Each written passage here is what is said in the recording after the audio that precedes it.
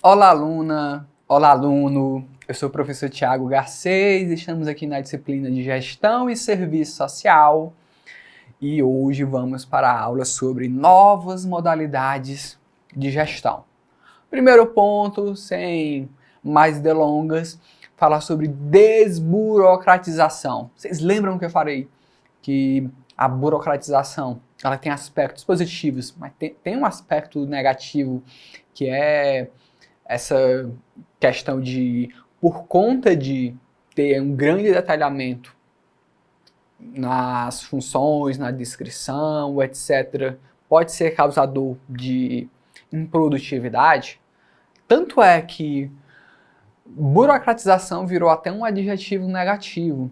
A gente vai lá em determinado lugar, quando demora demais ou quando tem muitos processos, sei lá, a gente vai em um hospital, tem que passar pela recepção, para depois ir para a equipe de acolhimento, para depois ir para o enfermeiro, para depois ir para o médico. Aí a gente pensa, nossa, quanta burocracia. Virou um adjetivo negativo. A desburocratização vem para minimizar, para melhorar a burocracia. Com isso, existe uma otimização. Primeiro que há uma redução de custos com papéis, com atividades consideradas inúteis. Imagine que numa determinada empresa, numa determinada organização, tem lá o objetivo fim da organização, que é o objetivo principal, tem os objetivos e aí digo logo para vocês, para alcançar determinado objetivo, a gente tem o pessoal lá que trabalha, dos recursos, são os recursos humanos que a organização tem, os trabalhadores. Muitos deles, a maioria deles, vai ter a função de objetivos fins, que são objetivos diretos para o alcance de um determinado resultado, mas também temos os objetivos meios, que são objetivos de suporte que vão dar aí um auxílio, que vão contribuir, que são fundamentais para que os seus objetivos fins sejam alcançados. Por exemplo, no CRAS, o objetivo é prestar aí a política de assistência social, na proteção social básica. Ok. Mas dá para a gente desempenhar esse trabalho voltado para o objetivo fim sem o motorista, sem o pessoal dos recursos humanos, sem o pessoal da recepção, sem o pessoal da limpeza? Imagine o CRAS todo mundo. Não dá, gente. São atividades essenciais para que o objetivo ele seja alcançado. Não dá para pensar sem os objetivos meios. São, digamos assim, os meios para que os fins sejam alcançados. Por isso existem esses objetivos. Só que por muitas vezes a gente tem objetivos meios que não tem muito nada a ver. Tem uma função lá na empresa, por exemplo. Vou dar um exemplo muito análogo, não estou falando em nenhum caso específico. A gente tem lá, seria ótimo, inclusive, mas a gente tem lá um CRAS e a gente tem nos objetivos meios atividade de transporte, a função da atividade de transporte deixar e buscar todos os trabalhadores e buscar usuários selecionados, usuários de mais prestígio. Não faz sentido do ponto de vista financeiro, do ponto de vista econômico, isso ocorrer. Não sei que seja, tirando essa parte do usuário seleto, que é um exemplo bem hipotético, a não ser que seja numa cidade bem pequena e tal, mas não faz sentido numa grande capital tem lá um motorista que vai buscar lá no sul, depois vai no norte, depois vai não sei o que, depois do ponto de vista do tempo, porque o tempo, para essa questão administrativa, ele conta, ele é muito importante, a administração ela considera essa questão de recursos, e o tempo ele é um recurso escasso, ele é muito escasso. À medida que você vai ficando mais velho, você vai percebendo isso, que você tem que dar uma produtividade melhor para o seu tempo. Isso não significa só ganhar dinheiro e só atrás de dinheiro, mas ir atrás de coisas que façam o seu tempo ser mais produtivo, infelizmente. Estudar, namorar, acaba sendo produtivo, uma atividade de lazer, uma atividade cultural, uma viagem, lá vai eu falando em viagem de novo, mas coisas que agregam, do que ficar perdendo tempo, sei lá, tem gente que a vida é ficar no Instagram, é ficar no TikTok, é ficar nesses aplicativos de vídeo, vendo lá reações, vendo lá a reação sobre a morte da bezerra, não sei das quantas, coisa improdutiva, não agrega, gente. Desculpem eu dizer para quem gosta, mas não agrega. Não agrega muito. Se você estivesse lendo José Paulo Neto, agregaria mais para a sua graduação, para a sua carreira. Mas o ócio ele também é importante, né? É um direito conquistado. Mas enfim, para atividade administrativa, para desburocratização, para essa questão de gestão de tempo, de recursos financeiros, essa atividade seria cortada, não existiria. Outro ponto, e aí tem a ver também com isso que eu coloquei, reduzir controles cujo custo seja superior ao que é controlado, tá gastando muita conta, não está fechando, e isso acontece muito. Por exemplo, suponham que é um caso muito que eu escuto muito isso, inclusive. Faculdade nova, tá abrindo muita faculdade, convenhamos.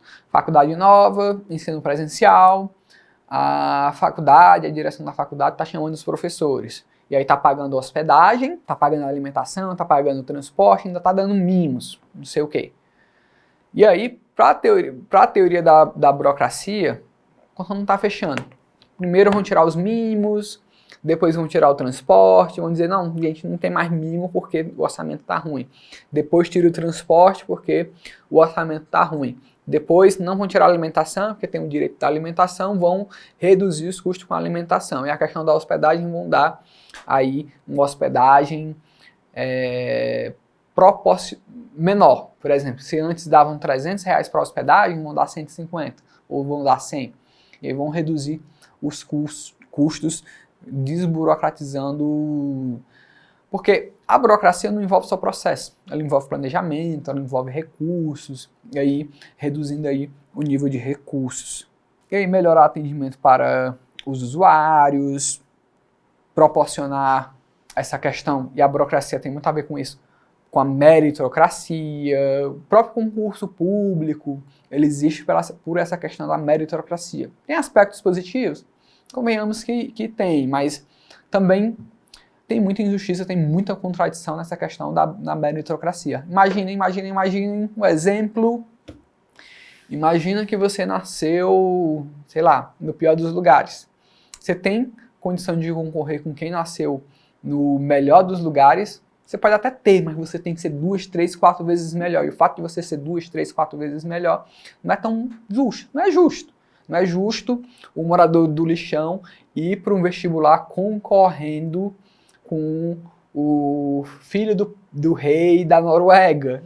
Não é justo, não faz muito sentido. E aí vem as contradições da meritocracia. Daí tem muita imagenzinha no Google que fala sobre a meritocracia. Uma das classes que eu vejo é uma corrida. Tem lá nessa questão de vencer na vida. E aí tem aqui é o vencer na vida. Aqui é o filho que nasceu no berço de ouro. Ele tá bem aqui, ó. Aqui, não dá nem pra ver na câmera, no quadro aí de vocês. É quem nasceu às margens. Tem suas contradições essa questão da meritocracia. E aí, uma outra teoria administrativa considerada das novas modalidades de administração se chama reengenharia e downsizing. Nome em inglês que são correlacionados. Primeiro, a reengenharia.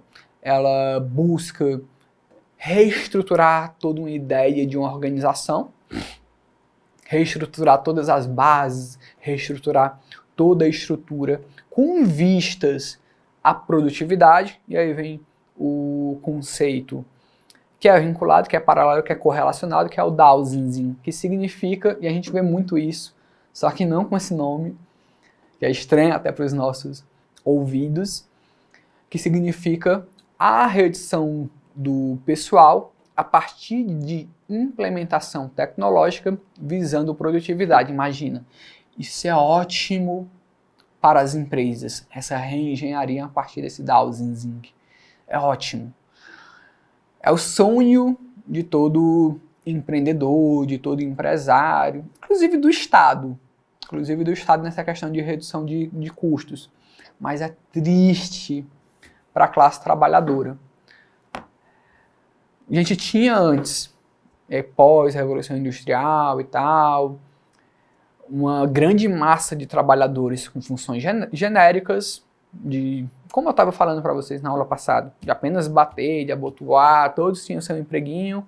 Hoje a gente tem a partir daí, a gente tem uma mecanização, a gente tem uma maior implementação tecnológica e muita gente vai ficando fora. E essa é a tendência, meu povo. Imaginem nós aí daqui a uns 50 anos, com a robotização, com novas implementações tecnológicas, vai ter ainda menos empregos, porque a tecnologia vai desempenhar a atividade humana. Isso é ótimo para o mercado, mas é triste, é fatal, inclusive, para a classe trabalhadora que precisa ficar ainda mais sob a tutela do Estado. E aí vai precisar de prestação de políticas públicas, de políticas sociais, de Bolsa Família, de Bolsa Brasil, de Bolsa e de muita bolsa, de auxílios e não sei o que. É triste e isso vai entrar em colapso uma hora. A conta para os empreendedores é ótima, mas para a classe trabalhadora, infelizmente, a conta não fecha. E aí, outra tendência é a gestão do conhecimento, aquele de buscar informações, as informações elas são fundamentais, de estar bem articulado, se aplica até para nós, do serviço social. A teoria administrativa, e é uma crítica do serviço social, ela é muito quântica, sei lá, ela é muito matemática, muito fechada, não tem muita, digamos assim, sensibilidade social. E aí existe aí uma crítica do serviço social para muitas de questões administrativas. Às vezes a gente se choca, às vezes a gente converge, mas nessa questão das organizações, a contradição, o conflito, no sentido positivo, ele é essencial para que a gente consiga aí, conseguir avanços. Não daria para pensar em direitos se não houvessem conflitos. E aí pensar, mapear os CRAs, mapear os equipamentos sociais, mapear instituições garantidoras de direito, conselhos de direitos, saber onde estão esses locais, ter um contato aí com eles, saber o que é que eles fazem, saber o que é que a lei diz. É uma questão de gestão de conhecimento. Então é muito fundamental que as nossas organizações, e aí não digo apenas as públicas, que a gente vê muito isso na pública, mas sobretudo as privadas, que é onde existe o maior tensionamento dada a condição assalariada do assistente social, é aí que precisa dessa articulação mesmo. Mas em termos da teoria administrativa, questão em conhecimento até essa informação privilegiada, conseguir saber de informações que outras pessoas não têm, fazer uso dessa gestão do conhecimento, por exemplo, que está acontecendo muito hoje nas empresas. Muitas empresas privadas estão aí cautelosas, dada a possibilidade de hoje, né? Hoje são 21 de setembro. Ontem saiu aí uma notícia que uma grande construtora chinesa, a Evergrande, poderia dar um boicote aí internacional que poderia causar uma nova crise de 1929. E aí as empresas, elas estão aí com cautela, estão tirando o capital delas do mercado internacional, estão deslocando aí essa questão dos recursos. Isso tem a ver com a gestão do conhecimento, é a questão da informação, que ela é fundamental hoje para as empresas, mas não só para as empresas, e aí vejam como a teoria administrativa se aplica para a gente, mas para nós, assistente social em desempenho nas nossas funções, seja na gestão pública ou seja na gestão privada. E aí, meu povo, eu espero vocês na próxima aula.